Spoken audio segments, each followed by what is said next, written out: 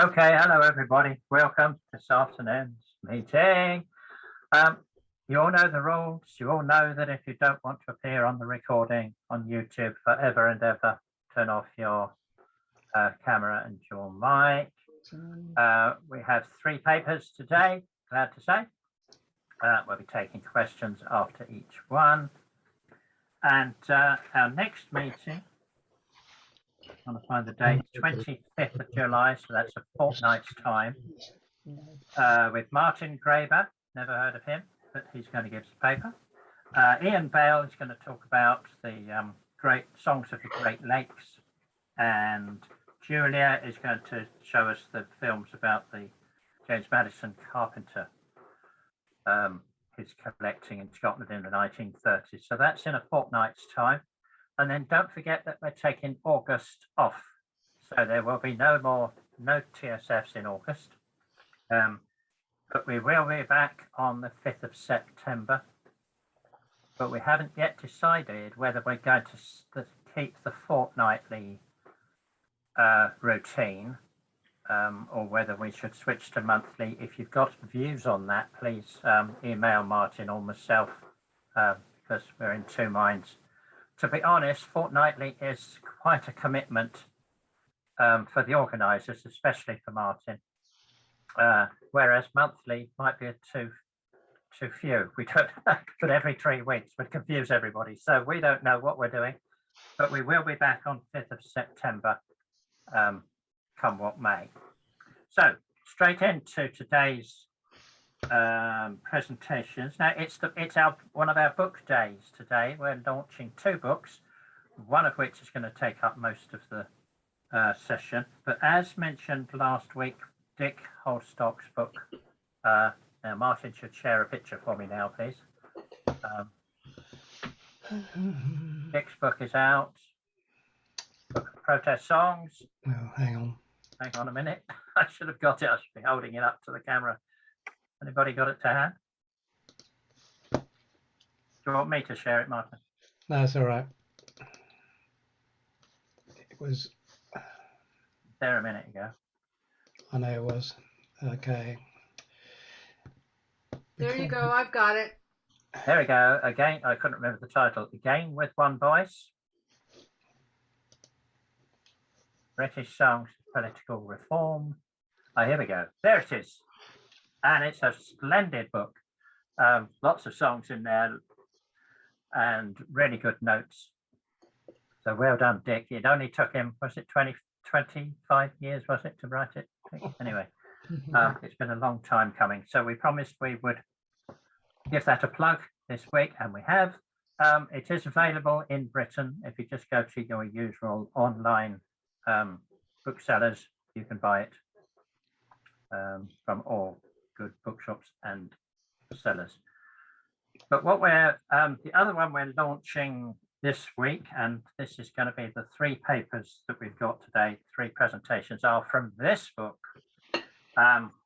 Routledge Companion to English Folk Performance, and it is theoretically published this week, I think, and Derek Schofield is the only one who's actually received his copy. Nobody else has got it. I don't know why he's so special, but edited by Peter Harrop and myself, and Peter has joined us today for this session. And it's a big book, 650 pages, I think. Can we see the contents page, Martin, or the first part of it? It's in 3 sections. What we tried to do with this is to, I mean, I'm an old-fashioned librarian, so in a way, this is an old-fashioned reference book. We tried to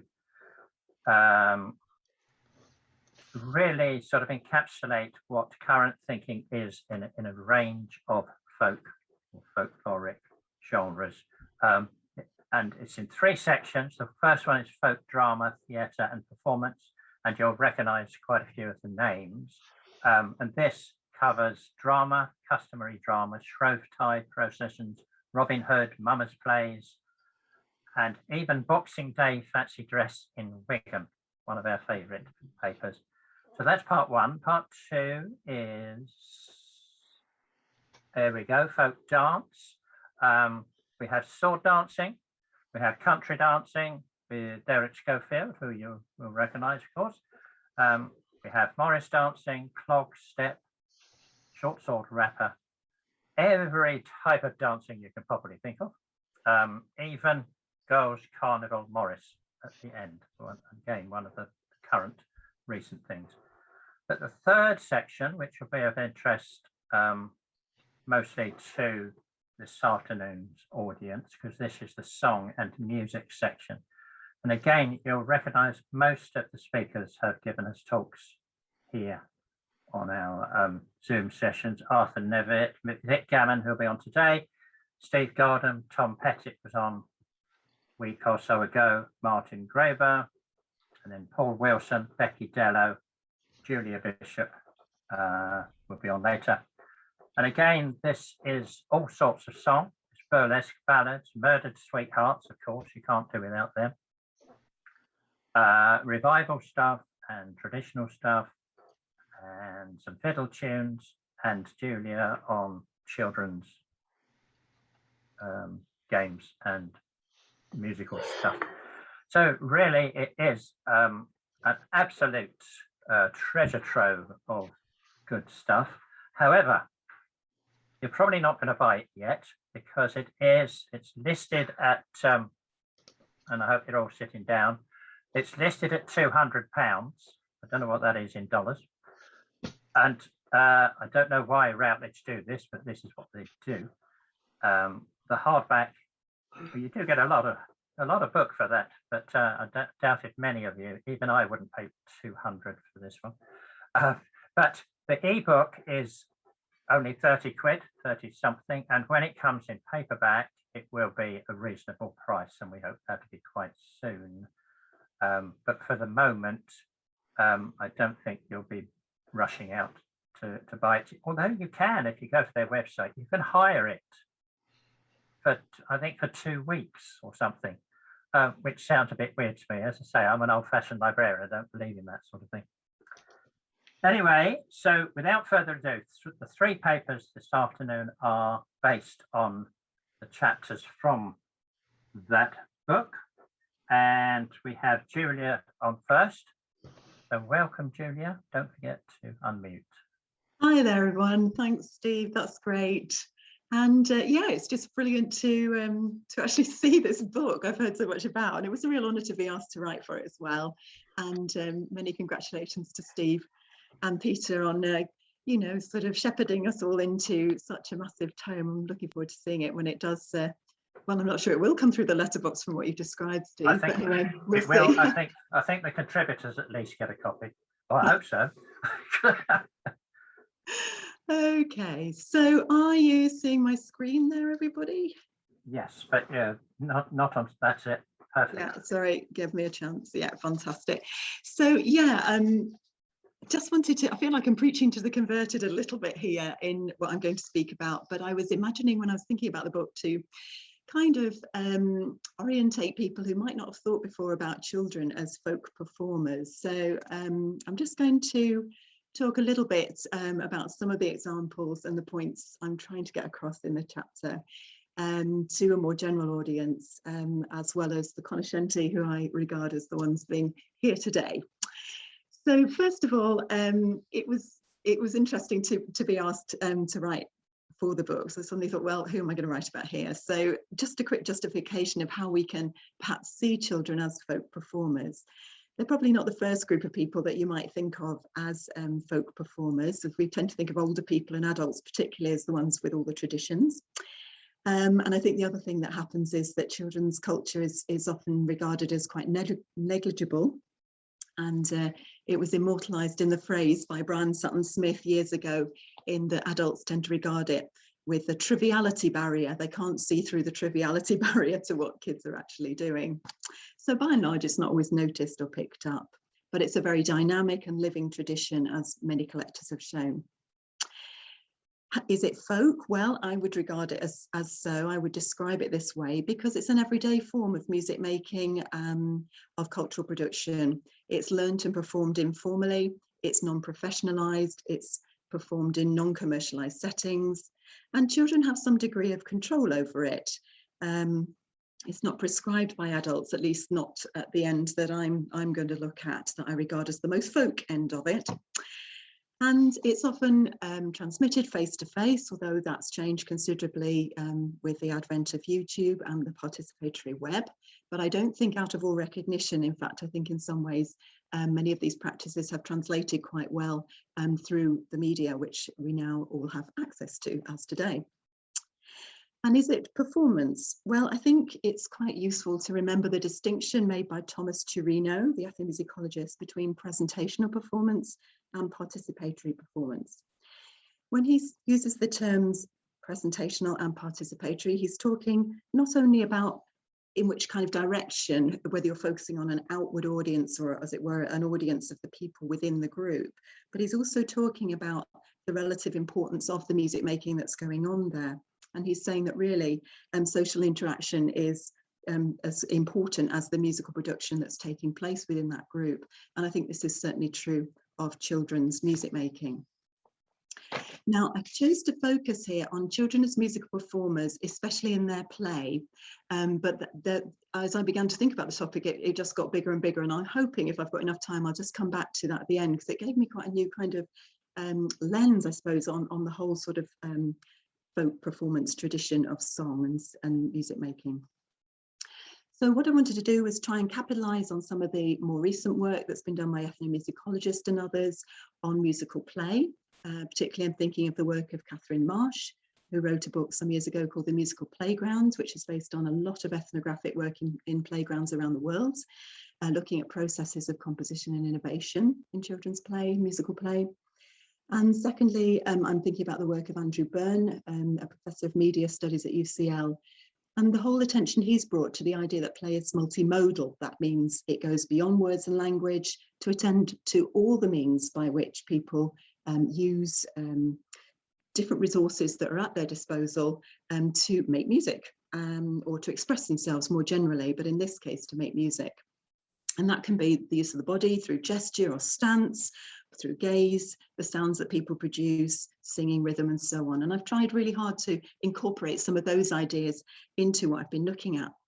Obviously, it's a bit of an experiment, and you'll see, you know, this is really just a sort of an exploratory look at this, and I'm hoping that maybe it'll inspire others to look at children's music making in this way. In particular, I've tried to look back on historical sources a little bit with these this sort of eye to performative and multimodal elements, and I'm interested in children's experience of performance as suggested in the way that they describe that if they've been asked, and they haven't always been asked, and also in the way that they perform. So here's a flavour of some of the things that I've tried to do in the chapter. So first of all, it's important to say that I haven't just looked at singing games. I've actually tried really hard to go beyond that. I believe that there's other types of play which contain musical and performative elements, and I thought it'd be quite interesting to look at these. And I've done so by describing and presenting a few transcriptions in the chapter of other forms of play based on examples that are sort of publicly available online. So I'm probably going to crash my computer here by whizzing backwards and forwards, as I hope, between some of the online examples and my descriptions in the actual book. So in particular, I've tried to look at things like ball bouncing, counting out, and skipping as a kind of musical performance. This, of course, means accepting that children may chant. They may not just sing with fixed pitches, but they may chant in a rhythmic way. They may rhyme, as it were. They may chant with kind of verses, or they may sing more or less fixed pitches, or they may oscillate between all of those things, even in the same performance, or they may sing the same text in one day in one kind of way and in one day another. And you can understand it sometimes that they perhaps don't want to sing with fully fixed pitches. If you're out of breath and you're doing a skipping game, you're not going to have much breath to sing a nice song at the same time. So we can understand it better sometimes by viewing it as a kind of performance. I'm also interested in the idea that rhythm is as strong an element here as pitch in much children's musical performance, and also in the idea that many of the sort of additional elements which they add in are non-rhythmic ones, and things like shouts and cries and whoops and hollers, as it were. So really important, I think, to include all those things to get an understanding of children's performance. So I just want to show a few examples. So this is my first test of can I speak and do something at the same time. So I'd like to look at this example of ball bouncing. It comes from Leslie Dakin's film, which is called One Potato, Two Potato, which I'm sure many of you will be familiar with. It was made in 1957. So let me see if I can make this work. Just going to play a very short clip of some ball bouncing. En route, we're going to think also about the fact that some of these examples, it's quite hard to find examples to analyse of children's performance actually, which has been filmed and recorded, and you'll see why as we go through. So let's give this one a whirl. I don't know whether I've gone to the right one there, so we'll try that again.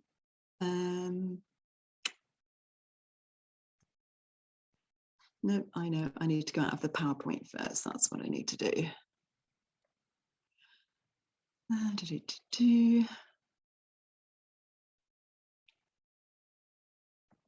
So let me see if I can. Okay, I'm going to stop sharing just for a minute and then I'll come back to you.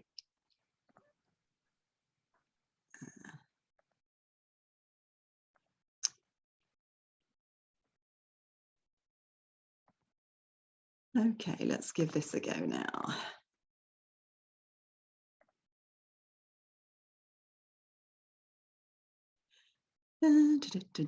Yes, this one. This is the one. Can you all see that okay?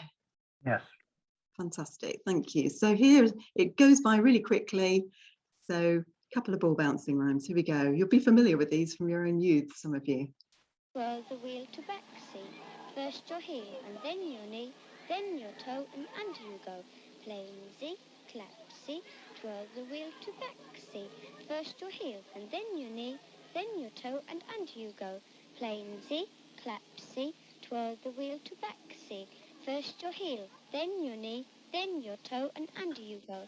Plainsy, clapsy, twirl the wheel to backsea, first your heel, then your knee, then your toe and under you go.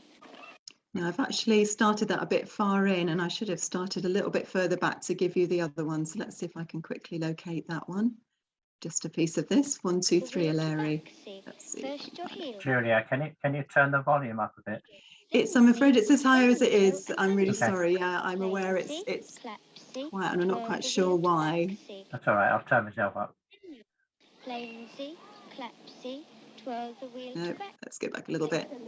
7, 8, 9, Plainsy, okay. clapsy. So let's do a new share and go back to the screen here. So what I've tried to do is to actually incorporate in my sort of analysis of the performance something of the whole effect of the performance. So not just the words, but something to do with the rhythm here and the ball bouncing itself. Now, I'm sorry you couldn't hear very well, but the first one I should have shown, and I hadn't rewound my film from testing it out, was 1, 2, 3, Larry. And so in this musical notation here, what I'm trying to do is show that the ball goes on every beat. That's the top line there with the cross note heads. And then the bottom one, the voice, doing the 1, 2, 3, Larry, 4, 5, 6, Larry. And you can see the way that the two line up together. So the ball is bouncing because she's patting the ball on the ground, so she's able to do it more quickly. She's doing it twice every second, pretty much. In the second one, though, when she was doing plainsy clapsy, she's throwing the ball against the wall. So obviously this means the ball has got further to travel. So it's every other beat that the ball is hitting the wall and making that percussive sound that's part of the performance. And again, it's a similar sort of speed, around, well, 2 beats a second, but the ball is only hitting once a second. And I don't know if it was, you could see in the film, it just didn't actually line up because the sound has been, you know, the sort of put over the cutaways of the different parts of the clapping. So this is one of the difficulties, is actually finding anything that is actuality to kind of analyze in that respect.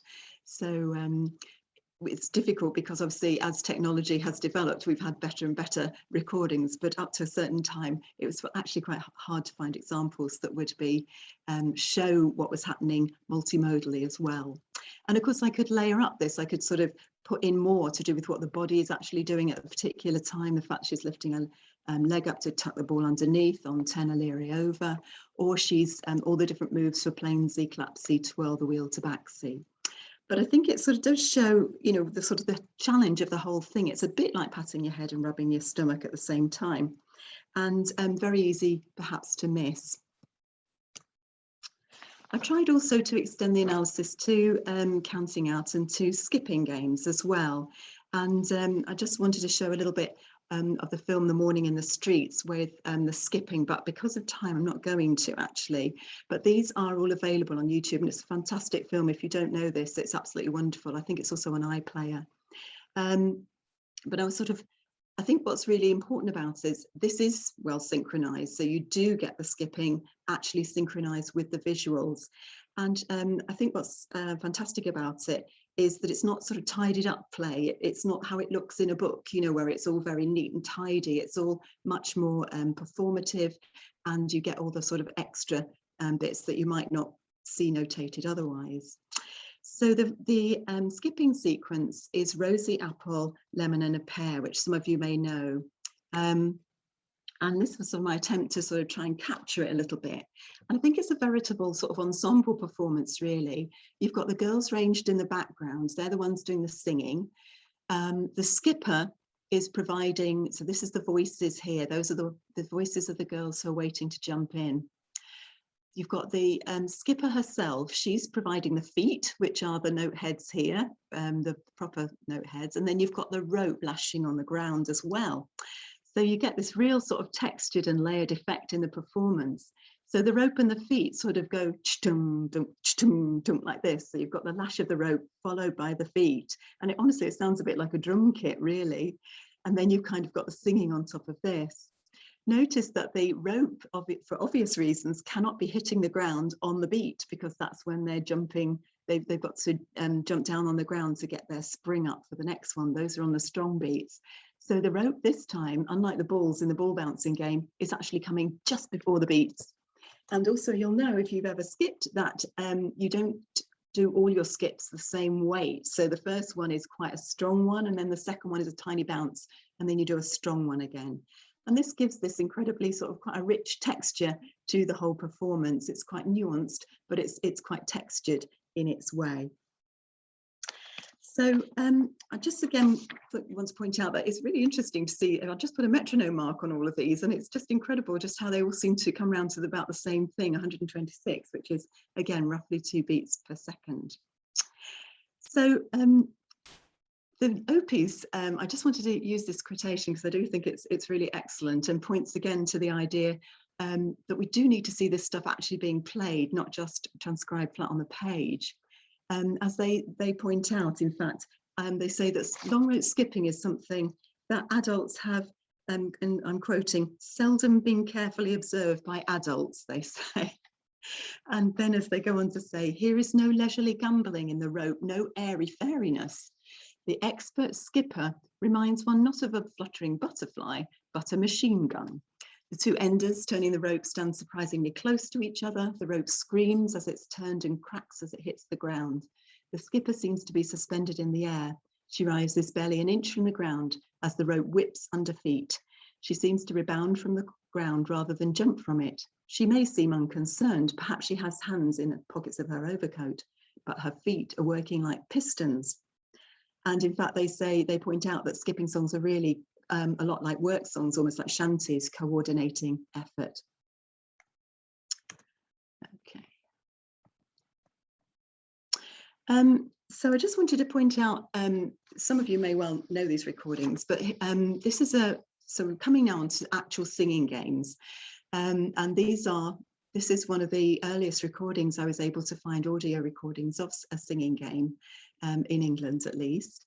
It's not the absolute earliest. The earliest I was able to find is actually in the Carpenter collection. I would know that, wouldn't I? Where Carpenter recorded children's singing games from children, and that's what I'm meaning. There are certainly older recordings of adults singing children's singing games, but actual recordings of children don't seem to feature audio recordings until the 30s. But these are an absolute treasure and definitely worth listening to if you get the chance.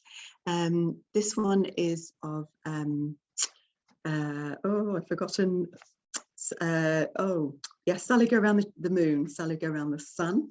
And I was sort of looking at the older evidence, really. I was looking even at the written evidence to sort of see if there were any clues as to how children did perform rather than just sort of the flat page. And even in Halliwell, I think in the mid-19th century, you can find little clues that suggest sort of more improvisatory and sort of less formalized parts of the game as we're familiar with seeing now. And it does suggest that maybe even Halliwell had actually observed children on more than one occasion in the way that he writes the accounts. So this wonderful extract, you certainly get the first recording of children actually playing the game while they're being recorded. And that's the thing that the Carpenter doesn't have. Their children aren't actually playing the game, they're just singing it to Carpenter in that recording. And they do a lovely, I will just play a bit. I'm so tempted, see if I can get this to work again. So let me just come out of there. Oops.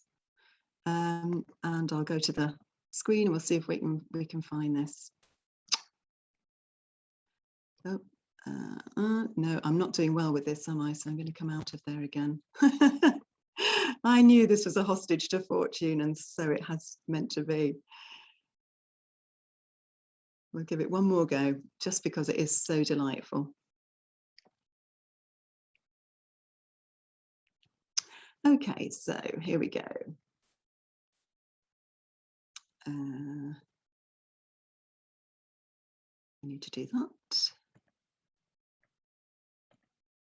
And here we are. This, I hope, will be a little louder. So this is a BBC recording from 1938. I wonder if you can tell me if there are any other singing games that you play. Yes, Sally go round the moon. That sounds most interesting. I've never heard of that one before. How do you play that? Make a ring and dance round and sing and cock your legs up and then say, oops.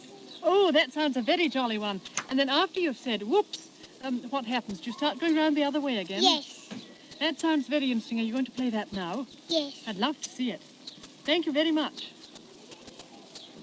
Sally go round the moon, Sally go round the sun, Sally go round the chimney, Sally go round the moon, Sally go round the sun, Sally go round the chimney, Sally go round the moon.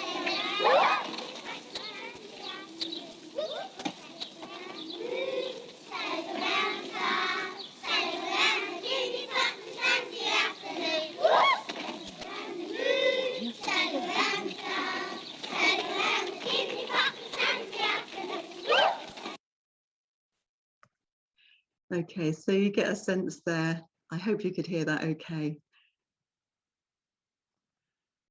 of the recording. So again, I just think it's quite interesting. I don't know, but I just think it's interesting with the children's kind of signature, oops, at the end. That's from 1938, and it just makes me think of the Lambeth Walk and that sort of oi in the song, which is almost exactly contemporary. And it just makes me wonder whether there's some sort of influence of popular culture on their performance there.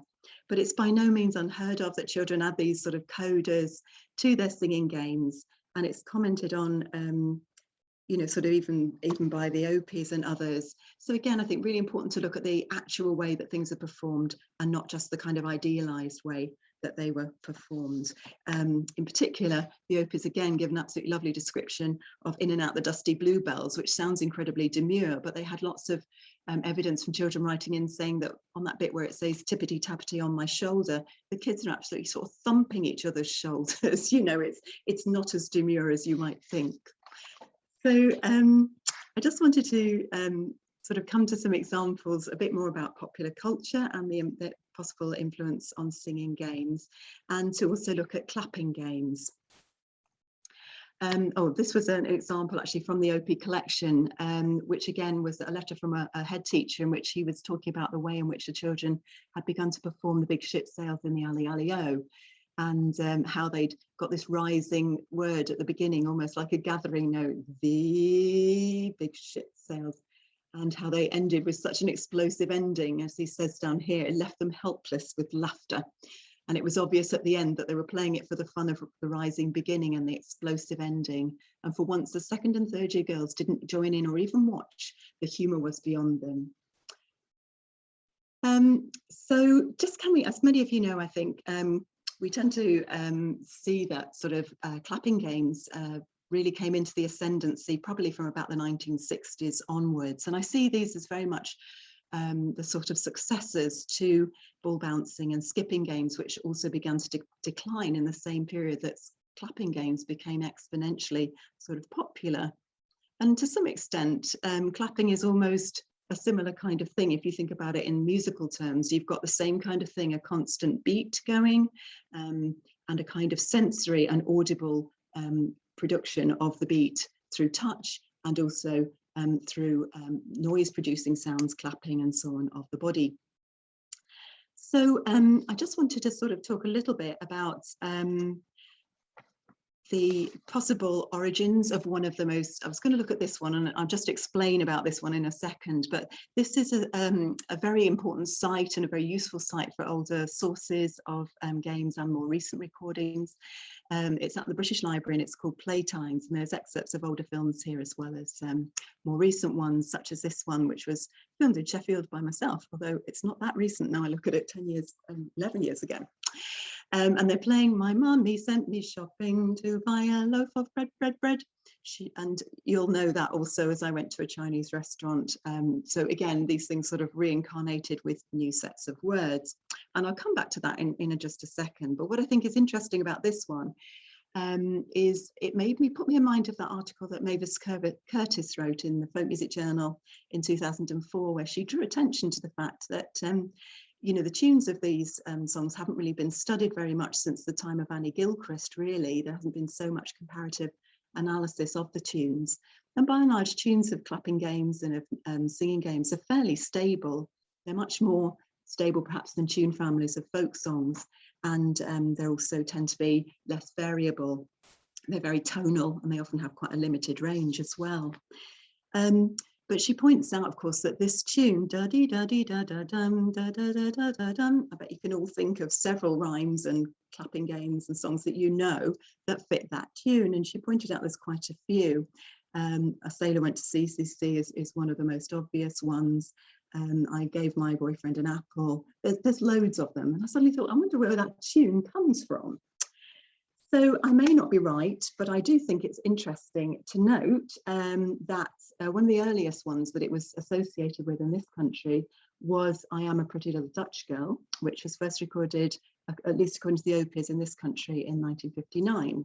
And it became very popular and very widespread very quickly.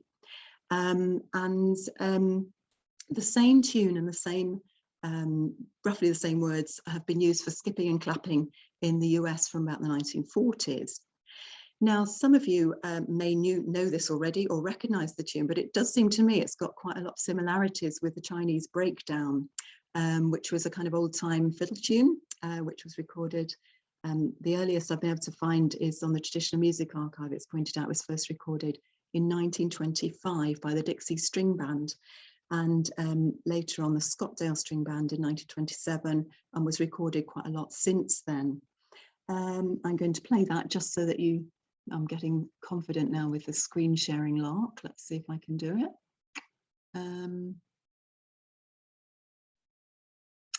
So let's just move that and go on to the next tab if I can. So can you all see that screen? Yes, we can. Thank you, Steve. So here we are. Here's a quick blast of the Chinese breakdown.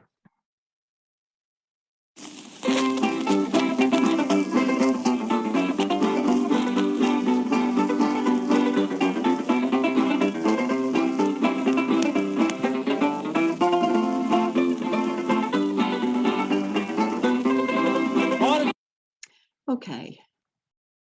Back to the PowerPoint. This one. Yes, that's it. Okay, so as you can hear, it's not exactly the same, and I can't sort of definitely posit that there is a connection, but I definitely feel that there's some sort of similarity between the beginning of the first strain of that tune and My Mummy Sent Me Shopping. And then you can also trace that tune. It went on to be adapted, in fact, the Chinese breakdown in a number of different ways, but particularly for our purposes, I think, for a Tin Pan Alley song, which again, you may know this, I didn't, but I thought it was interesting. The Merry-Go-Round Broke Down, which was by Cliff Friend and Dave Franklin, and was written or published in 1937, whereupon it was rapidly taken up as the theme tune for the Warner Brothers animation Looney Tunes, which I'm sure you're all familiar with, because of course it introduced Bugs Bunny and Daffy Duck to the whole world. And again, it's slightly different from that tune, but again, it has all the sort of resonances of that that tune there, the tune of the clapping game. So I'm going to leave you. Oh no, I'm going to be brave and I'm going to look that one up too. Let's go for it. So come out that one, go to my next tab. Julia, you are into question time now. Thank you. Okay, I wasn't sure what time I started because you took the first 5 minutes, if I may point that out, but thank you. This is my last musical example here, but I just thought you'd like a quick blast down memory lane. Again, you can just about hear, I think, the beginnings of the tune for the clapping game. All the elements are here. It's all the right notes, perhaps, but not quite in the right order. So just a few seconds of this.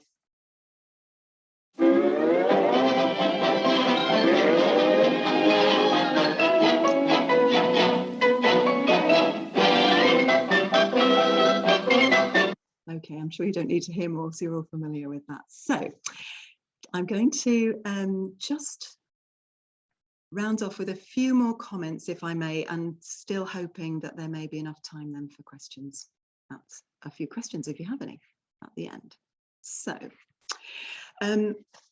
all I'm sort of saying is I can't say that there's a direct connection, but I do think that maybe that kind of roughly similar tune might have been feeding into the clapping games and sort of prompting the use of this tune. There was a kind of resonance between the two, hence its popularity. In this particular example, which I won't play, but my mummy sent me shopping, I think one of the things that's very, very obvious here is that you get this new kind of beat. You get a three-way pattern of the clapping. So it means that the children are clapping 1, 2, 3, 1, 2, 3 to a 4-beat tune.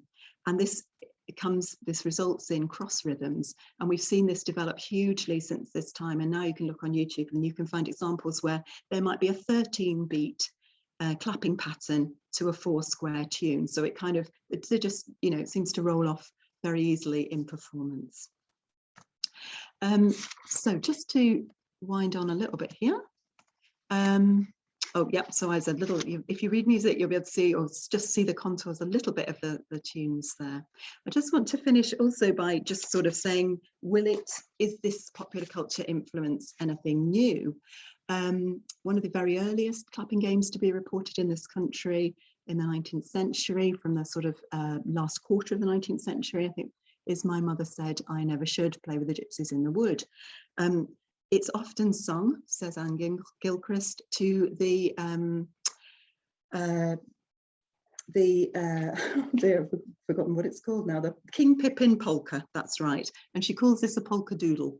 And I've been having a correspondence with Vic about what a polka doodle might be. I'd be very interested to know. It's been quite difficult to track down, but it seems to be a kind of, you know, sort of not very well sung song.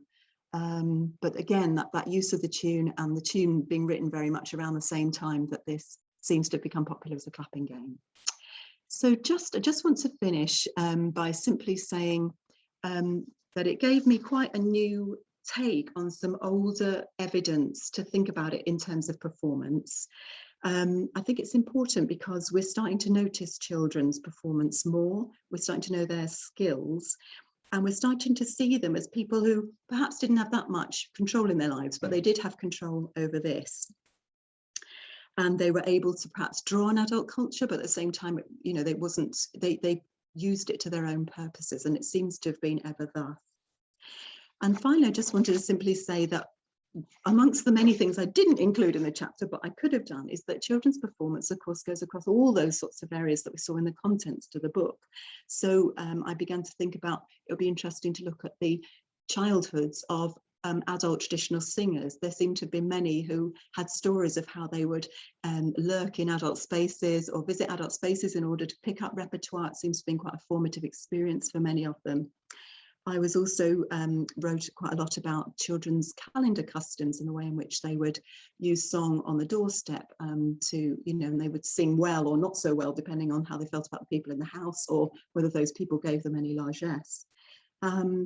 It's interesting to look at the folk song collections as we have them and see how many children actually feature in there. Are they, what age are they? Do we know anything about them? Do we know their names? And also Ian Russell, of course, has written about the old Tup and children's performance there as a form of folk drama. So I just wanted to say that I think this is quite a rich theme and a new lens, perhaps, from which to look at folk performance. That's it. Great. Thank you, Julia. Sorry, I had to Okay. a bit. I know you No, had a it's problem. absolutely fine.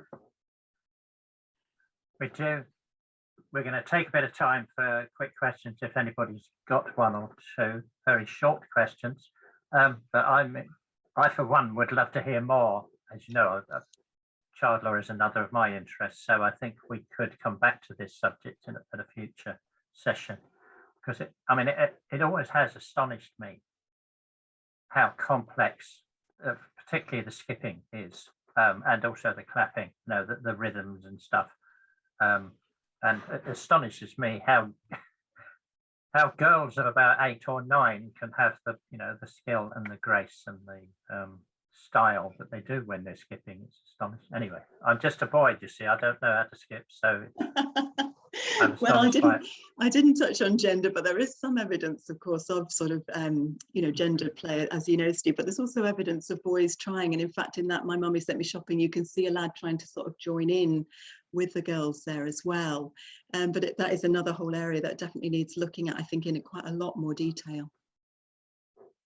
Thank you, sir. Sorry, Julia. Wait, we don't have any questions. Yes, John Baxter, one question from John. I just probably showing my ignorance, but childhood as a concept has not been around forever, has it? And there are people who argue that childhood started, I don't know when it started, but the idea of people having a different, and how do you overlay that with, because if they're right, then it would be pointless looking for childhood issues 300 years ago if we accept that theory. I just wondered what you thought about that. Thank you, John. Yes, you notice that I sidestepped the whole question of social and historical constructions of childhood, which my colleagues at the University of Sheffield always teach. So yes, you're absolutely right that there is certainly, as well as being perhaps characterized by certain physical and biological developments, nonetheless how childhood is interpreted and what it means to be a child is obviously culturally constructed, and there's a lot written about that. Not necessarily that it didn't exist, but it has been constructed differently in different times. I think in a way I sidestepped it because I think people have turned their attention to, you know, younger performers willy-nilly. I took a kind of common sense view that in the chapter that, you know, if young people had been recorded, then it was sort of children's folklore. So it was a kind of age-related view. But yes, it would definitely repay sort of greater attention some of those notions of the construction of childhood. I think particularly because I'm thinking very much about children's experience and the way in which there's been quite a lot about children's agency and, you know, whether they actually even has much agency in the past. But I do think in this we can see some sort of agency in those performance spaces. Julia, we can say that a lot of our singing games like London Bridge is Falling Down, you know, we do know of them in the mid-18th century, and they were published for children. So, you know, they were in little children's chapbooks. So clearly there were songs and rhymes that were regarded as children's things, at least back to the 18th century. And we do have some stuff from the 17th century, like hopscotch and tag and stuff being explained as children's games. So yes, the concept of childhood has changed, but we know that children were playing something like this. We know they were skipping with hoops and stuff back into the 18th century at least. So we can go back a fair way, but we do have to move on because we've got Sue waiting in the wings. So thank you again to Julia. Sorry, I can't take Abby's question. Fine, you put it in the chat. I will Yeah, put it attempt in to the chat. respond. Another Thank you round of both. applause for Thank you. Julia, and we're going to move on to Sue. She's going to take us to Cumbria, somewhat north of here, I think. Thank you, Steve, very much. North of there. My chapter in the Routledge book, I have a confession to make to this constituency of traditional song forum. My chapter is actually in the dance section, but Steve said I should do it anyway. So I've actually tweaked some of this to bring in a few more song references, because most of my reports were on dance. And the presentation looks at writers talking about what the people were doing, what they were dancing, what they were singing on occasion in the Lake District. And I think we need some definitions here. My title, Merry Neets and Bridewains, to start with. What's a merry neet? A merry neet is a social gathering, neet being Cumbrian or general northern for night, of course. So a merry neet is a celebration, but specifically one at Christmas, and usually put on by a landlord of a pub. So it's a commercial venture, really. And there'll be lots of feasting, drinking and dancing and playing and card playing for the older folk. A bridewain is a similar sort of event after a wedding. A bridewain or a bidden wedding was a wedding where all the neighbourhood was invited, which made a lot of sense when you think that part of the evening involved the bride sitting in the middle of the room with a big bowl, and everyone present threw in their contributions to get the young couple's married life off to a good start. And bridewains and merry neets were often written about by the vernacular poets of the Lake District. Come to that in a minute. I'm not going to define folk music, wrong forum to do it, read Steve Roud. But the Lake counties may not be familiar to everyone on the other side of the Atlantic. By it, I mean essentially the county of Cumbria today, the very northernmost county of England, and it includes the English Lake District. And the Romantic period, well, I'm taking that more or less from the middle of the 18th century, but some take it later, through to the middle of the 19th. And because it's that period, there won't be any archive recordings, I'm pleased to say. My own research for my PhD looked at folk song in particular, and this was my findings. I'm going to have to skip over some of these slides very quickly, but I'm happy to send a PDF handout of the slides to anyone who wants. You'll see my email later. So 500 songs, including border ballads, broadside ballads, etc. Two particularly regional distinct repertoires, dialect song and hunting songs. But the Lake District also had a great tradition of fiddlers, a lot of whom were dancing masters, and they would travel about playing for people and running dancing schools. We have lots of tune books surviving from these Lakeland fiddlers, and they're just beginning to come into their own now within the folk world and people using them. We also had lots of dances in every description you can think of. And of course, folk customs like the merry neets and bridewains come into this. So first of all, our setting, the Lake District and Romanticism, and crucially, Romantic antiquarianism. The interest in the picturesque and the advent of Romanticism from the mid-19th century, it brought lots of visitors to the Lake District because the hills were cast as being sublime and you should come and visit them. And lots of wealthy young men particularly did do so, particularly around the time of the Napoleonic Wars, when they were less keen to do the grand tour in Europe. And the writings of lots of these visitors, and there were a lot of literary visitors because they came to see your man in the middle there, who's William Wordsworth. And Wordsworth, to a great extent, set the romantic agenda in the lakes. In fact, this talk, though, is more about the wider Cumbria. Lakes are the central section, but there are plains round about it. So the Romantic movement and the birth of Lake District tourism. It was part of a wider interest in the north, and also that keen antiquarian interest in ballads.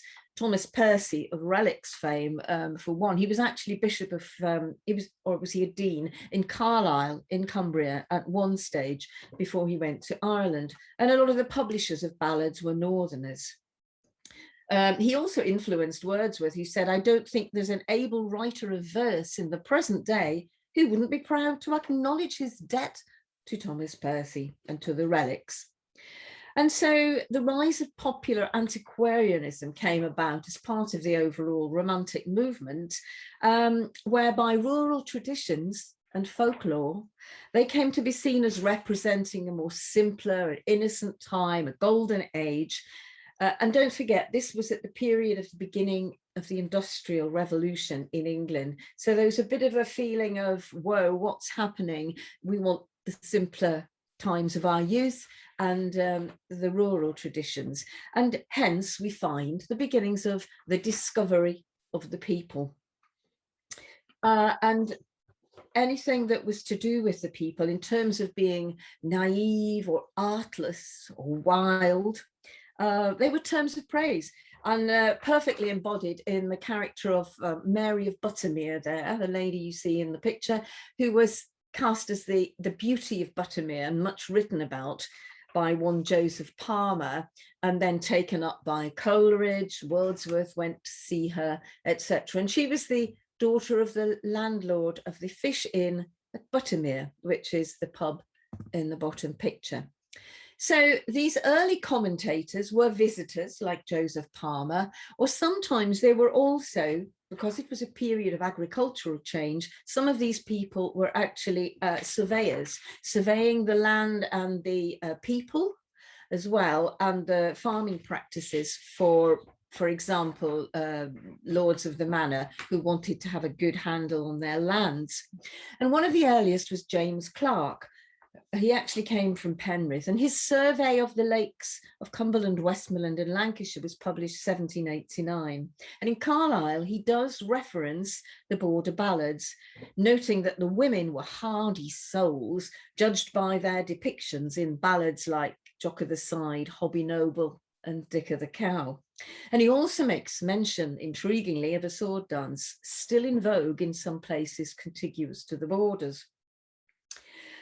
Clark also makes much of the fact that farming in the fells and dales of the Central Lake District was a very communal affair. People got together to do things as boon days where they helped their neighbours, and one of the busiest time will be a sheep clipping, sheep shearing, and the bottom picture shows all the sheep shearers come together. That will be a number of different farmers all come to help each other clip sheep. And in the mid-19th century, I'll come back to John Houseman, I think. He's talking about hiring fairs. I don't think I'm going to have time to talk about those here. Come back to it, or you can ask questions later.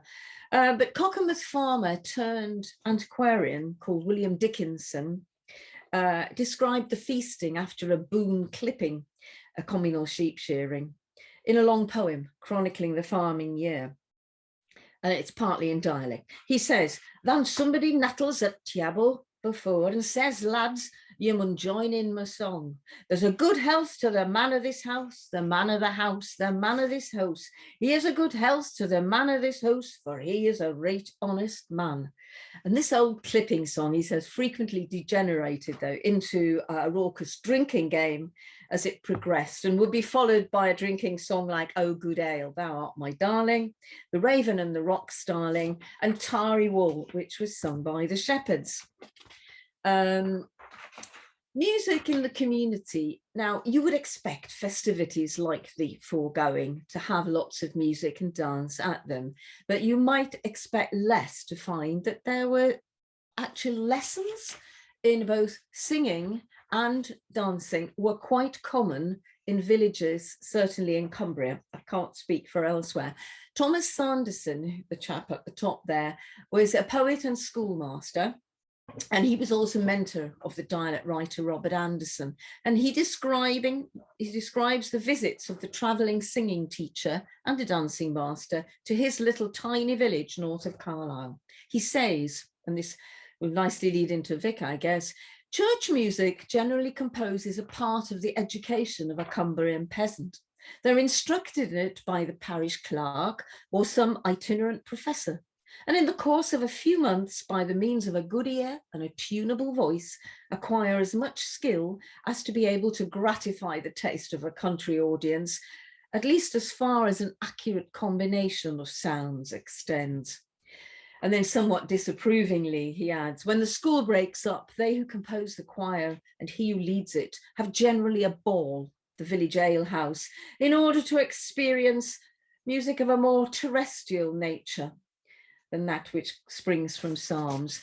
And he adds, even more disapprovingly, fiddling, dancing and drinking continue to a late hour. The divine strains which they lately sung are forgotten, and the heart shut against the devout feelings which they are calculated to inspire. He thinks even worse of dancing and finishes that off with the quote I've put there, life's too short to waste any portion of it in frivolous amusements. So we know now that they are getting lessons. And we find back in Buttermere, where Mary at Buttermere, Joseph Palmer goes back to see her so he can write about her again and make a little bit more money in the press. And he turns up on the night of a merry neet. Well, it's actually not a Christmas merry neet. It's a benefit, for the benefit of one Askew, a blind fiddler of Whitehaven, a great favourite with the Cumberland lads and lasses. And after dining with the fiddler, he heads upstairs to watch the dancing. He describes them as being the very rosiest cheeked mortals I ever saw. The men kept excellent time and rattled on the floor with a variety of steps. The women danced as easily as the men, determinedly. And also on his way to Buttermere, he and his friend stop off at a village called Heversham, which is right in the south of the lakes. And they see a lot of children going next door to the barn, next door to their pub, and hear the sound of a fiddle, and they catch something of a dancing school in there. One of the boys danced a hornpipe, says Palmer, with hat aside and stick under his arm, tipping most vehemently with heel and toe, but in very good time. After the little hero had sweated over his part, 9 girls danced a cotillion in step and time that would not have disgraced a ballroom. But the last thing on dancing schools just about here, I've got to talk about Keats, who wrote about his travels in the north when he visited with his friend Charles Brown and came upon a village dancing school at the Sun Inn in Ireby, which was the focus of a lot of folk activity in Cumbria in the 70s and 80s. But in 1818, he notes in a letter to his brother, after Skiddle, we walked to Ireby, the oldest market town in Cumberland, where we were greatly amused by a country dancing school. It was indeed no new cotillion fresh from France. No, they kick it and jump it with metal extraordinary, and whisk it and flecked it and toed it and goed it and twirled it and wheeled it and stamped it and sweated it, tattooing the floor like mad. The difference between our country dances and these Scotch figures is about the same as leisurely stirring a cup of tea and beating up a batter pudding, which is somewhat memorable as this description. And Dorothy Wordsworth also writes of the local fiddler and dancing master teaching the children in the kitchen at Dove Cottage. And John Wilson, otherwise known as the writer Christopher North, describes a dancing school in Grasmere. Wordsworth doesn't write much about the manners and customs of the peasantry, it has to be said, but he does mention the Christmas waits in his introduction to the Duddon sonnets. They would go round 1 or 2 waits with fiddles and a caller who'd either wake up the party or it could be Christmas Eve, and basically wishing Happy Christmas to every house in turn. The minstrels played their Christmas tune tonight beneath my cottage eaves, while smitten by the lofty moon, through hill and valley every breeze had sunk to rest with folded wings, etc., etc. You get the feeling that these literary visitors and Wordsworth not getting really the spirit of the music, certainly not to the extent of the local poets. while we were just in Grasmere, I'll just mention Grasmere Rush bearing. It's an activity still, custom still goes on today. It was much promoted by Wordsworth, and a reporter in the Hone's Table book did say about the dancing afterwards, in common with lots of other reporters of dancing, they called the amusement dancing. I call it thumping. Moving on, I'm not sure about how much time, not a huge amount I've got left. What I call the vernacular poets, I call them that because they don't just write in dialect, they write in standard English. And I don't call them peasant poets because most of them weren't. They were artisans and they were autodidacts to a great extent. I've put a whole long list here. The ones in bold are the vernacular poets, but I've put some other major poets within that Romantic period, so you can see where these guys fit in. And they fit in end of the 18th, early 19th, the heyday of Cumberland dialect poetry. And one of the things they were most keen on doing was reporting on merry neets, bridewains, and country fairs. And what's exciting for a folklorist is they mention actual tunes, actual dances, actual songs. So you get all excited seeing things you know, but most of them like to report on the dancing. I think because it's more exciting, it's more visual, and they like depicting the visual in their work. Steve, are you going to tell me to stop? Because I'm not ready. No? I'm okay. No, you've got 5 minutes. Oh, thank goodness. This is actually a reference back to one of the Ballad Partners books called Street Literature and the Circulation of Songs, because there I did talk about Cumbrian ballad singers at the fair, as written about by some of these dialect poets, but I didn't in my Routledge chapter. So do get hold of that book to find this one.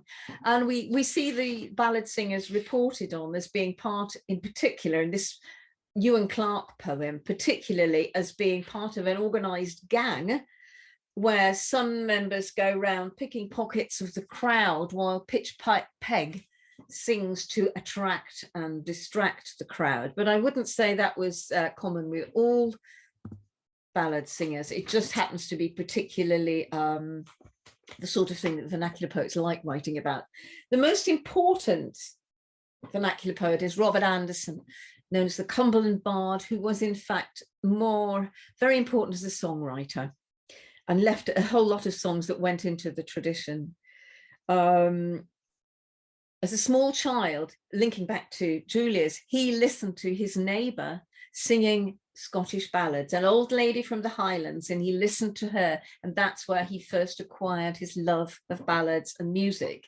And he went on to learn the flute, and though he left school at 10, he was an autodidact, as I said, and furthered his own education, wanted to write, went down to Vauxhall Gardens in London when he was in London as part of his apprenticeship. And there he wrote songs. He thought the standard of songwriting was pretty rubbish, especially of northern songs. So he decided to write his own, and he was quite successful, but never made a penny out of it because they were all distributed in cheap street literature. And songs and singers do appear in his poetry, but the ballad singer, disappointingly, almost entirely consists of a listing of Anderson's own songs. Jury Jalter is a bit more to say.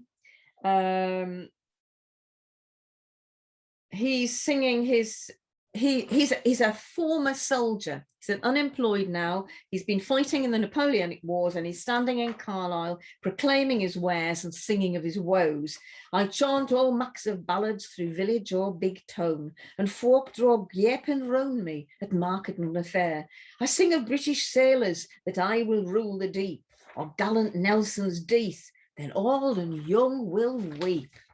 And then he goes on to list some of the other songs that he sings, including he has love garlands for young folk, anachromantics for sots, doleful lamentations for gloomy old maids, etc. And another poem of his, the Clay Dobbin, actually one of the characters at this event sings some songs at the end of the evening.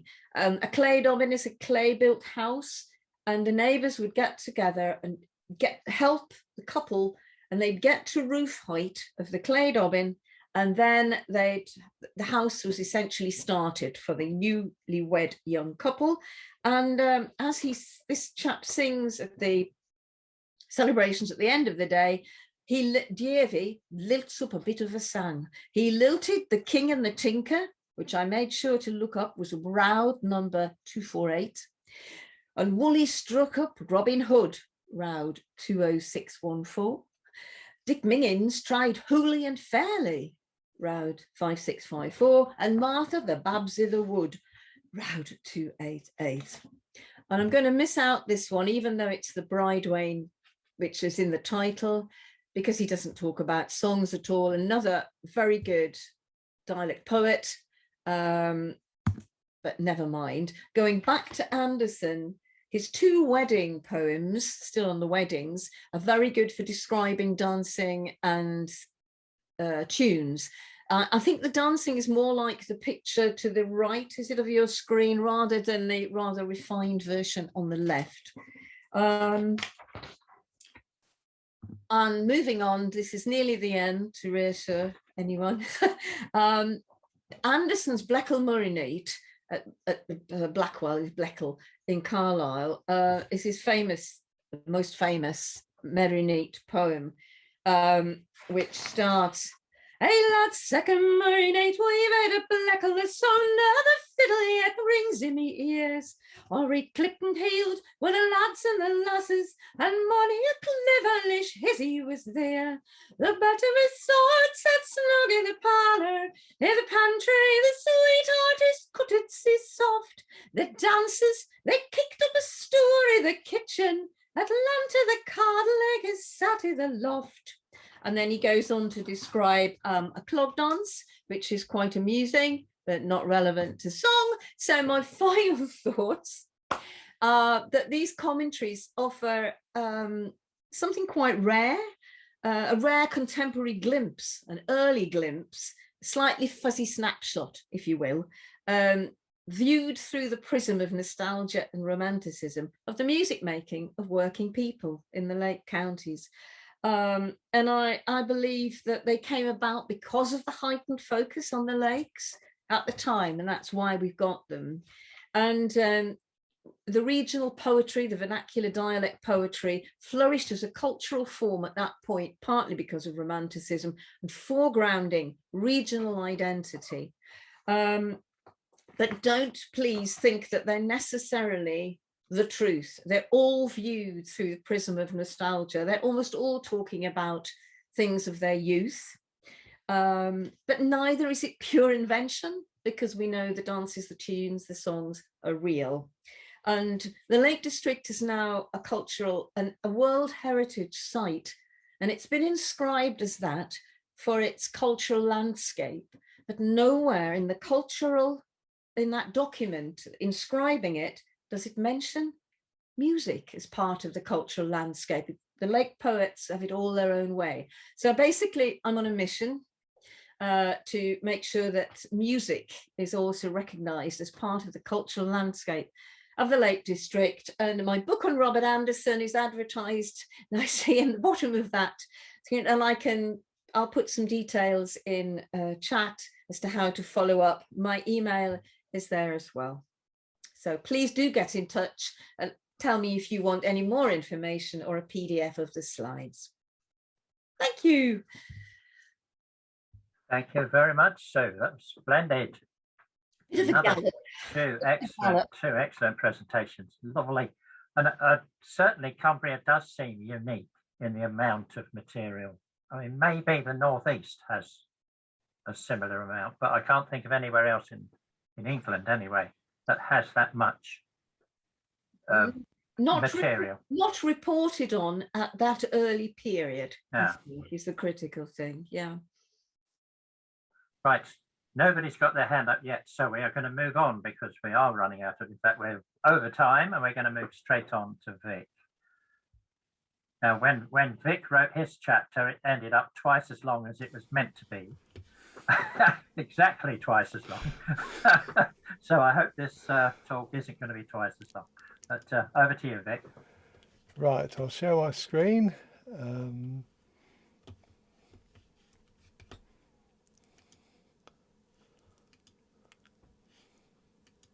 Oops, I haven't shared the sound. Sorry. Let's do that back again.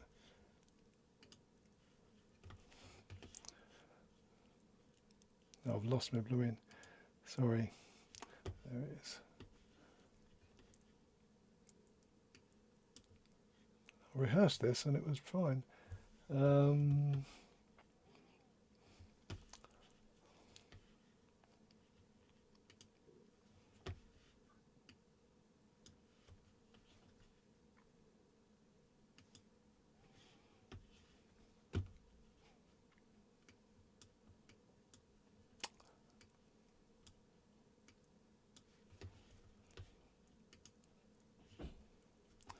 So I've lost the bit where I share the screen. For some reason it's not there. Either at the top or the bottom.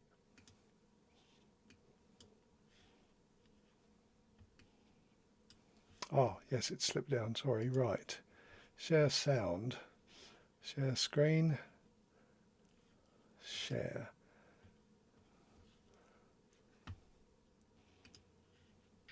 Wrong window, Vic. Wrong window, right. Yep, Can you see that it. one? Yes, we can That's see it. that. Okay, I'll get that. Not Right, we're there. We're still not full screen. Full screen, right. Slideshow. Right, That's are we it. there? Thank you. That's Sorry it. about that. Okay. Perfect. Okay, I've only recently discovered this rather nice painting, and it's a pub that I'd walked by many, many times. It's around 1800, and it's a rehearsal in a pub in Halifax. And I thought it was a good thing to start with. It looks like a sort of boozy, rather enjoyable session, doesn't it? And I sent out this chronology. It's an attempt to, I don't expect to read the stuff now, but if you want these slides, like so, you can get a copy from me. I put a lot of information on my slides because I got in the way of students missing lectures and wanting some resume of what went on. So I used to put a lot of information on the slides. Don't think you have to read everything. It's not the point. They're really my lecture notes. But first of all, I want to play you what I think music in a lot of churches sounded like in this period, this sort of yellowy period before the 18th century.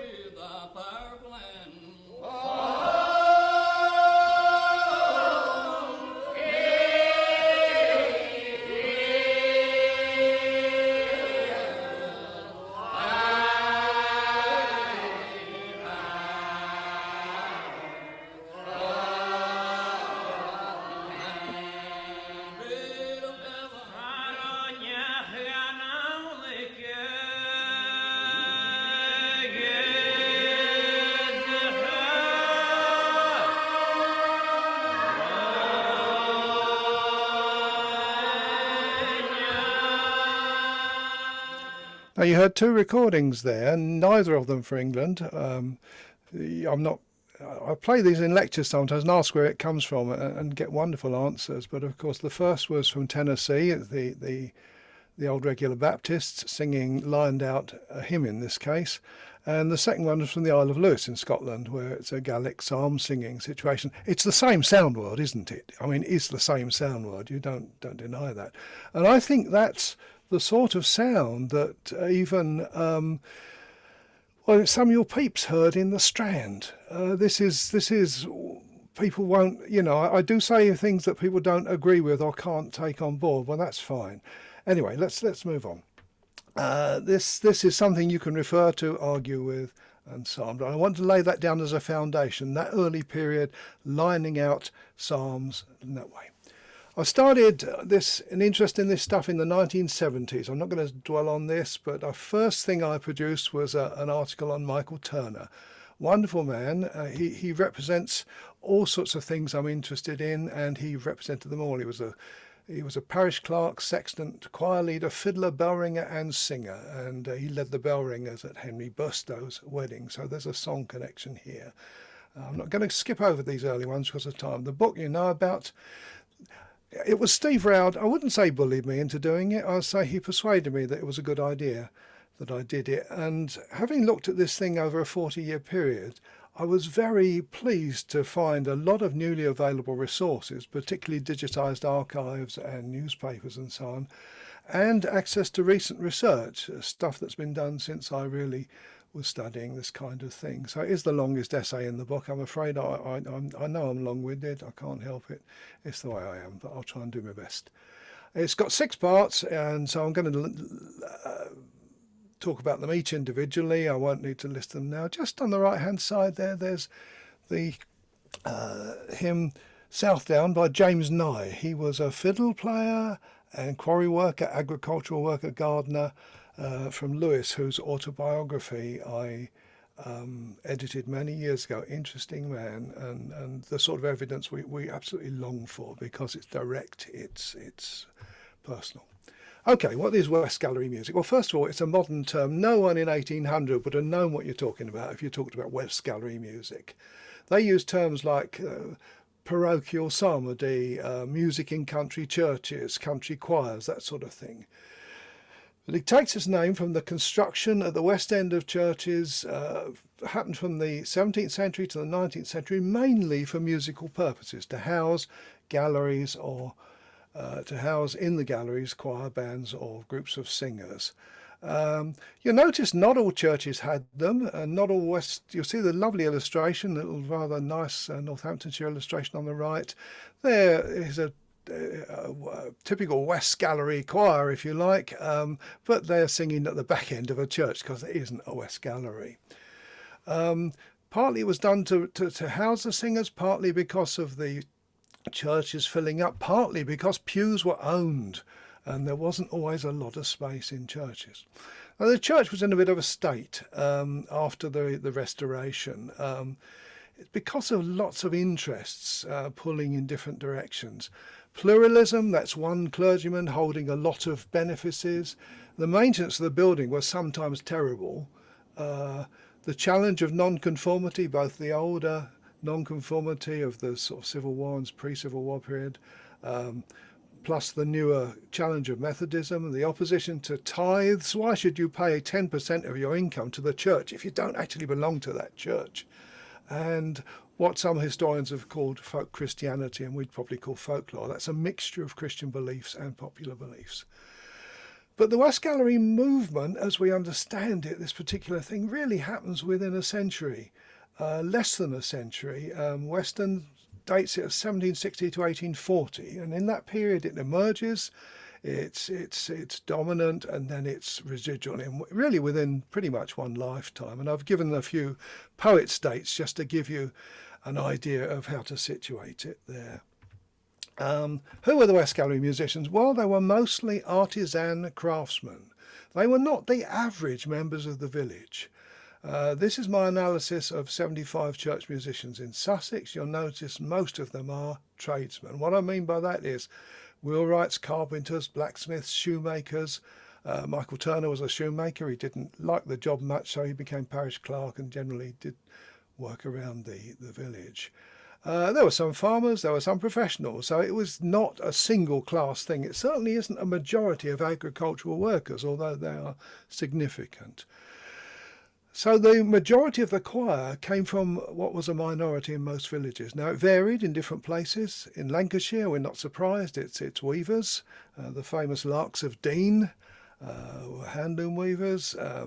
Knitters in the East Midlands, and sometimes members of the village elite formed a choir. And Katie Holland's 2010 thesis is very good on this. So the repertory of the it was quite complex. It was quite many-stranded, really. The old version of the Psalms in Tudor times, Sternhold and Hopkins, the old version. The new version, brought out as a sort of supposed to be an improvement on it by the Tate and Brady version of the late 17th century. Nahum Tate, of course, the man who rewrote King Lear with a happy ending. And these were regularly sung in church. And these songs, these metrical psalms, had a high degree of popular familiarity. And that's something we must remember when folk song studies. What songs did people know? Well, one of the songs they really knew well is selections from those 150 psalms. Hymns are not much used until in Anglicanism until the 1820s and after. Hymns originate in non-conformity. The idea, the traditional idea among the Anglicans is that they are of human origin. They are not the inspired word of God, which is the case with the Psalms. In terms of them, so they're most of the words. There's the occasional hymn for Christmas Day. That's Nahum Tate's work, and you'll know it as Good King Wenceslas. It was bound in with a new version of the Psalms. Occasional hymns, but not many. The music was quite mixed. It came from a number of sources. The old style Reformation tunes, Old Hundredth, All People That on Earth Do Dwell, all people that on earth do dwell. Now that could be sung as a group like that, or it could be sung as a lining out piece. And by the 18th century, late 17th, early 18th century, you're getting new psalm music composed specifically for country choirs. If you look at the illustration bottom right, the John Arnold thing, it's for the use of country choirs. And you get the emergence of these, I think, quite wonderful fuguing tunes in the 18th century. But of course, the growing intricacy of the music leads to the lessening of the congregational participation. You also start a new profession. I mean, these have been mentioned already, these peripatetic music teachers, singing masters. They're often criticised by some people for the unsuitability of their music. People like William Tanser, who's illustrated top right from one of his books, John Arnold, whose book is there. They're not by educated musicians. These are often considered really not very good at all. Some local compositions, you saw James Nye's composition earlier. Sometimes secular tunes get pulled in. Sweet Jenny Jones becomes a hymn tune in some situations. The instrumentation is quite rich. Remember, churches had no organs. Most churches didn't have an organ until the later 19th century. After 1850, there's a great, with a lot of middle class support, there's a great expansion of organ installation. And yet there's some singing society, you know, from the later 17th century trying to perform church music and improve it. So the first move is to incorporate bass instruments. The bassoon was the first popular one, then the cello dominated. Some churches, we find these in church records, some actually illustrate, you know, we find records in the accounts of buying these instruments and buying parts for them. So it starts with bass instruments. It then seems to be added to by the oboe, flute, the clarinet, wind instruments particularly, and the wonderful illustration from West Tarring Church on the top right gives you really the what an early church band might have consisted of. That was the biggest church band I ever come of. West Tarring is now a suburb of Worthing, but it was a village on its own, and it had I think 12 to 14 piece instruments in its band. I've never seen as big a one as that before or anywhere else. The choir bands tended to just have 2 to 6 instruments. Much more typical would be the illustration from the Baring Gould publication on the left, and the sort of mixture of instruments is important. There certainly was a market because some suppliers of instruments start advertising the supplies for country choirs, instruments for country choirs. They advertise that the sets of instruments bought from them are in tune with each other, and you can even get them on reasonable terms, some adverts. Okay, so the performance style. This is the thing that's always interested me. We are dealing here, like Sue said, with music that existed before sound recordings. The old style of singing, I think, is something like what you've heard. The clerk, the precentor in Scotland would lead out the singing, the congregation would sing it back. A lot of the early descriptions talk about, now remember the descriptions are from hostile witnesses. They're from people who want to reform church music, but we have to look at a lot of these, and when we see the patterns emerging, we can understand, you know, that there's something tangible there. that you get these lovely descriptions, harsh and disagreeable sounds from 1765. There are many in our congregation who seem to think they sing best when they sing loudest. And this illustration on the left from 1770 seems to capture something of that. Yeah, shouting till their faces are as red as scarlet now. And 1825, this sort of singing in churches goes on. I see Julia smiling on my screen, and this is, you know, maybe this is the nearest thing we have is some of the carols singing around Sheffield. Lusty fellows roaring out. That seems to capture it. So it's full chest voice production, some degree of melodic decoration, described sometimes swoops and turns, end of line upward jerks like Appalachian singers. And I think these things are clearly there when you look at those old traditions that have survived elsewhere. The Isle of Lewis in Scotland, the old regular Baptists in the US South. And of course, in some ways, they go into shape music, which is the linear descendant, the other strand of this music when it went to the USA. And some of our American friends might like to take me up on that. It's a West Gallery performance.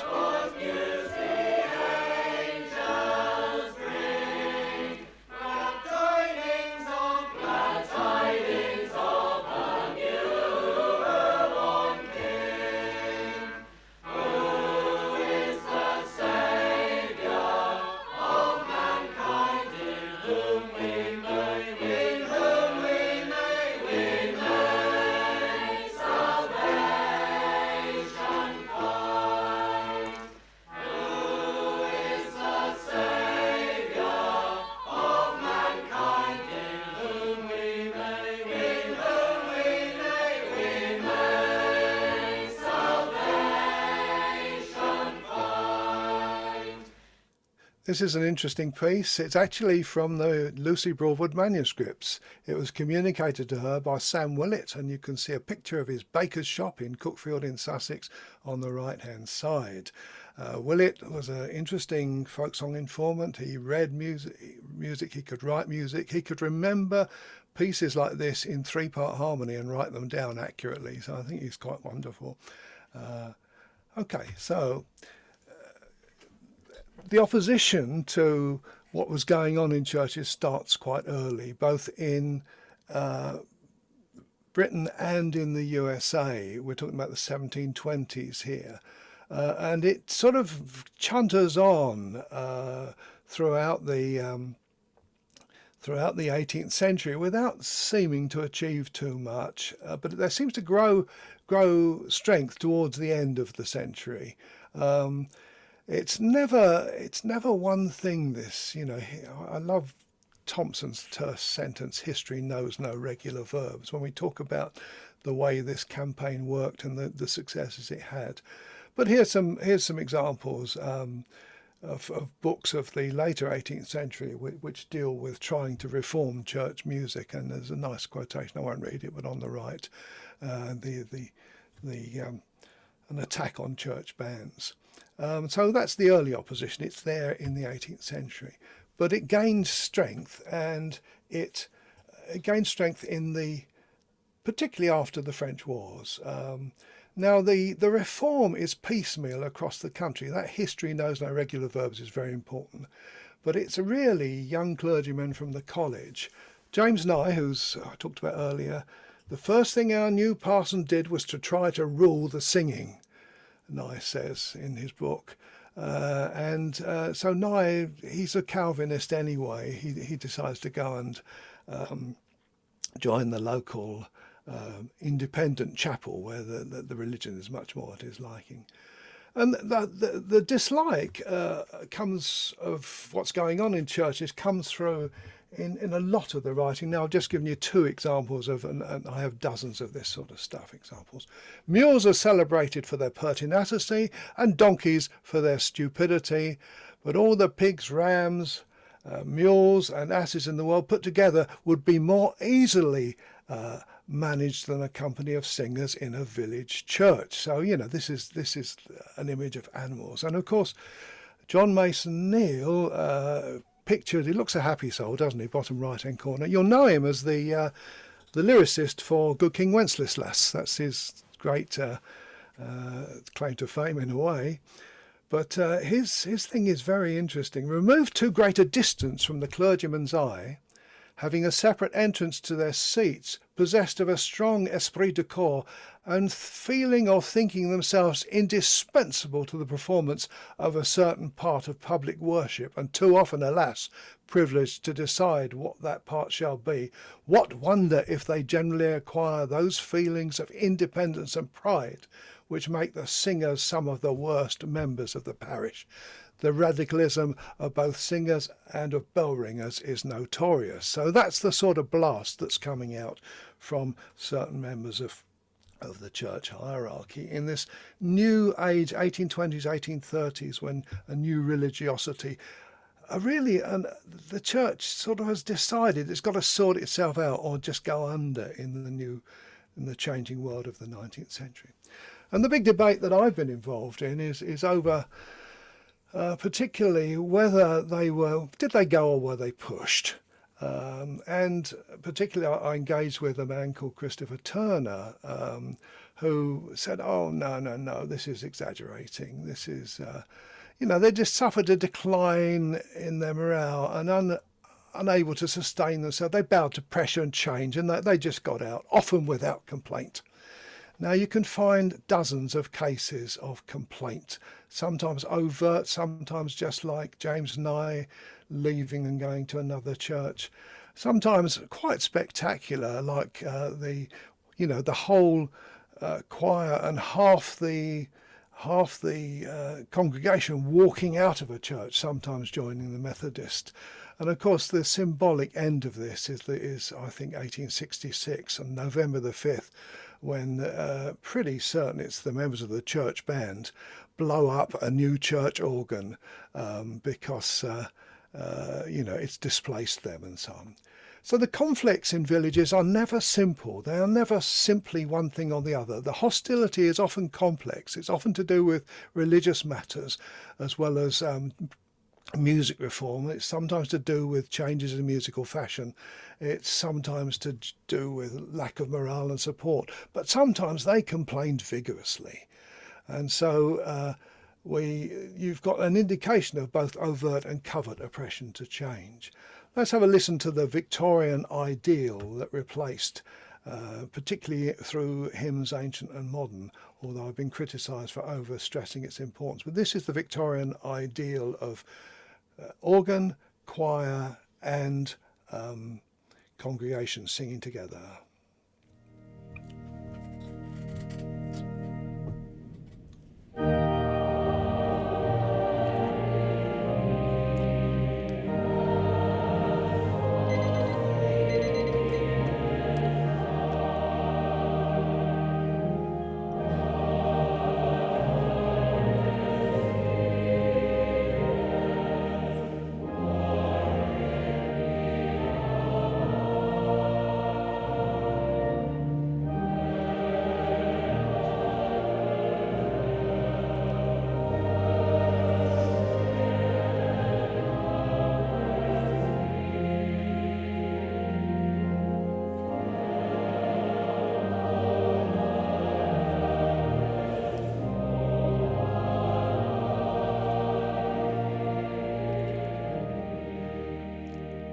So it happens in different villages in different ways, but the overall change is undeniable. At the start of the 19th century, there are choir bands, select singers, relatively common, probably about half the churches in the countryside.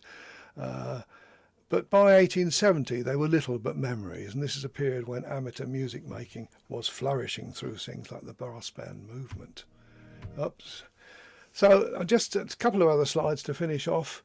The writing about West Gallery is now quite extensive. The first of all, you get sermons, particularly preached at choir festivals between the 1860s and 90s, and these are triumphalist. They are ridiculing the old days. They are saying, "Oh, long gone are the day when the fiddle and the oboe reigned in the church." And then you get the literature, which is very interesting, not just from the famous cases, Hardy, Under the Greenwood Tree, and George Eliot and so on, but there are themes that run through that literature. The magazine stories are particularly interesting. The stupidity and stubbornness of the rustics is a very important theme, and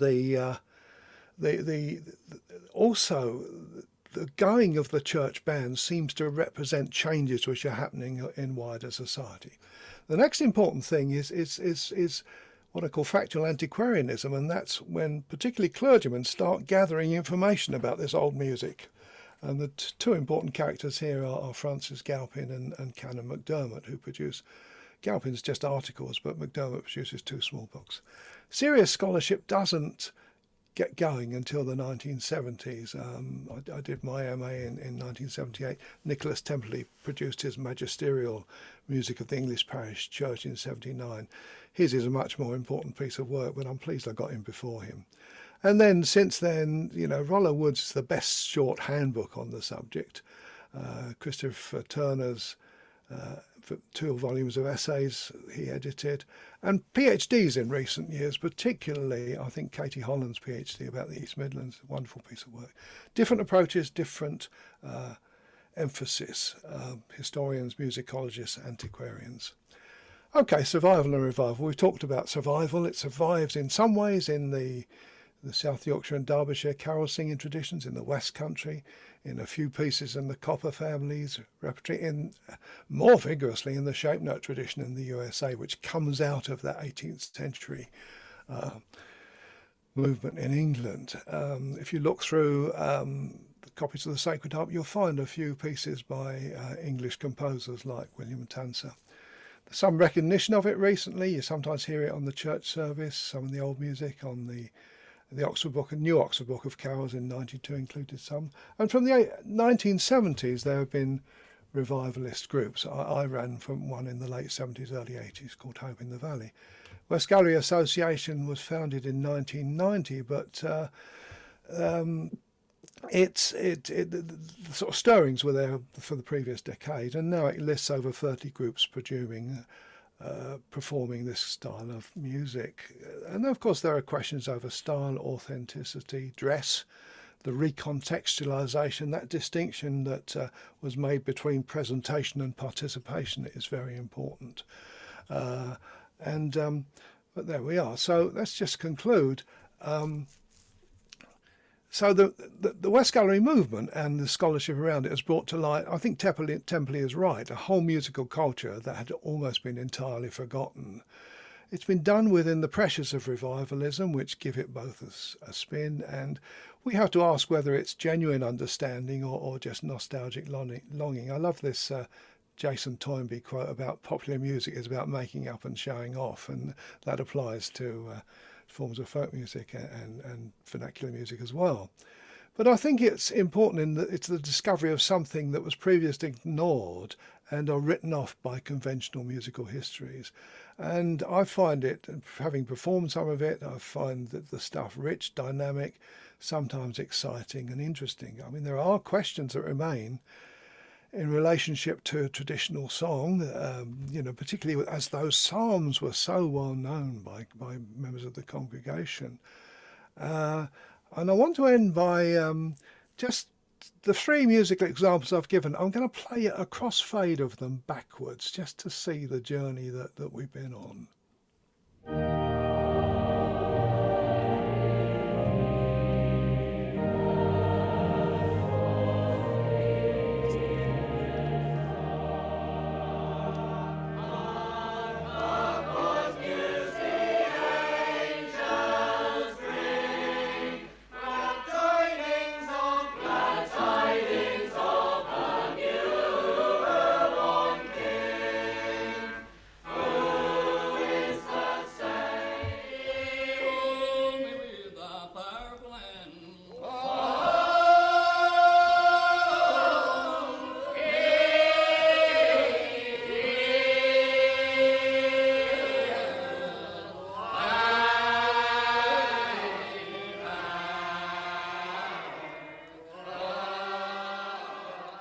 I'll happily send a PDF of these slides if you just email me, and my email address is at the bottom there. So thanks for your attention.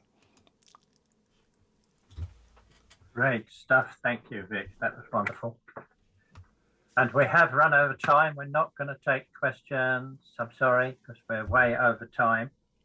But just to tell you that that's today's that's just 3 out of the 26 chapters in this wonderful new book that Peter Harrop has put together with a little bit of help from me. So please do get hold of the book if you can. Persuade your libraries, if there are any left in the country, to get hold of it. So, and I hope perhaps we can have some more things from the book in the future. So thank you again to our 3 presentations. I think they were really, really strong, really good today. And we'll see you in a fortnight's time for more, what did you call it? Frivolous amusements was one of Sue's quotes. And I think we'll have another Sunday's afternoon of frivolous amusements. So goodbye, everybody. Thanks for coming. See you in a fortnight. Bye-bye.